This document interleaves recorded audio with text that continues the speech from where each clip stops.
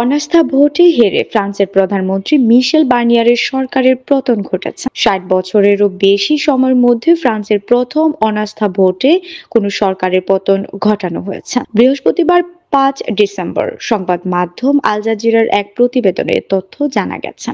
প্রতিবেদনে বলা হয়েছে, ফরাসি প্রধানমন্ত্রী মিশেল বার্নিয়ারের সরকার জাতীয় পরিষদে আস্থা ভোটে হেরেছে। এর ফলে দেশটির রাজনৈতিক সংকট আরো ভয়াবহ আকার ধারণ করবে। বুধবার ৪ ডিসেম্বর ফ্রান্সের পার্লামেন্টের ৫৭৭ সদস্যের মধ্যে মোট ৩৭১ জন সদস্য ৭৩ বছর বয়সী বার্নিয়ারের সরকারকে অপসারণের পক্ষে ভোট দিয়েছেন।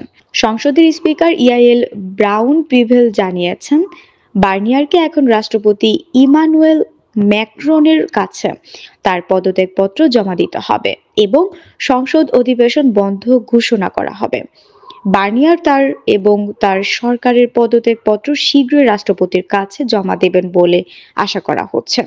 দেশের গভীর রাজনৈতিক সংকট সমাধানের জন্য প্রাথমিক রাষ্ট্রপতি নির্বাচন করার আহ্বান জানিয়েছি। বার্নিয়ারের সরকারের পতনকে কেন্দ্র করে ফরাসি প্রেসিডেন্ট বৃহস্পতিবার সন্ধ্যায় জাতির উদ্দেশ্যে ভাষণ দেবেন। ভোট শেষ হওয়ার পরপরই এ তথ্য জানিয়েছে এলএসি প্রেসিডেন্ট প্রাসাদ। এর আগে ফ্রান্সের প্রধানমন্ত্রী মিশেল বার্নিয়ে বিশেষ ক্ষমতা বলে বিতর্কিত বাজেট বিল পাশ করে তোপের মুখে পড়েন।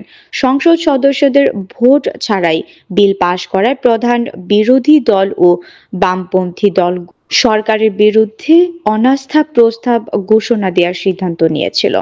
বার্নিয়ারের সরকারের পতনকে কেন্দ্র করে দেশটির রাজনৈতিক গভীর সংকট তৈরি হবে বলে ধারণা করা হচ্ছে, কেননা জুলাইয়ের আগে নতুন সংসদ নির্বাচন করতে পারবে না ফ্রান্স।